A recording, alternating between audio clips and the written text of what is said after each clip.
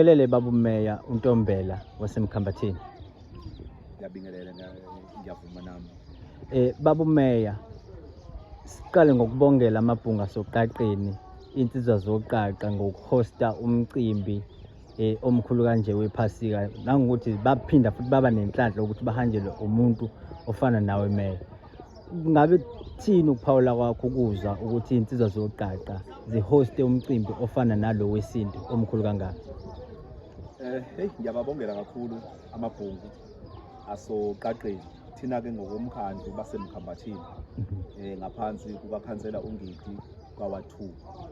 Sithathe nje ithuba lokuthi ngeke singabi ingxenye yalo mcimbi oyilolu hlobo, ngoba uma ubuka umkhandlu wakhele noma abantu abakhele ngaphansi komkhandlu baphila ngey'nhlobo ezahlukene. Manje ukugxila kakhulu ezinye ungazinaki kwenza ukuthi ungakwazi ukufinyelela kona wonke umuntu.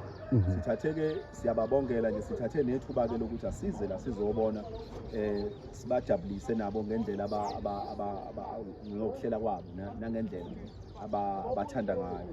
Umcimbi-ke lona wokuqala ukuthi wenzeke ngalolu hlobo, siyazi ukuthi zizoba khona amathize thizeni, ngoba phela umcimbi wokuqala lona ukwenzeka ku-improve ngesikhathi esilandelayo.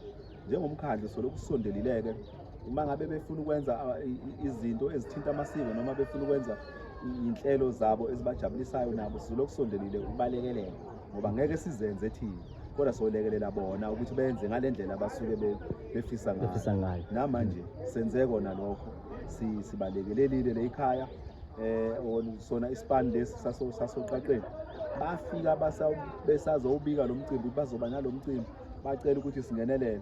Manje naku into zikahulumeni kuye kufuna ngempela ubheke ukuthi konje sizokwazi kanjani ukufika, sifike kahle, sifike futhi nangomthetho ekumele ukuthi sifike ngawo. Senze njalo kumkhambathi, umasipala wasemkhambathini umasipala wabantu.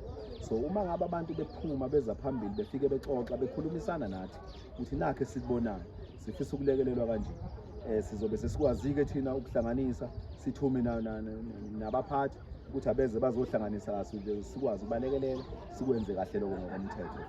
Siyabonga kakhulu. Zwile ukuthi izolo ngoLwesihlanu bekunengoma la, kuhlangene amagosa asinile namhlanje-ke njengoba isonto kuhlangene amabhungu.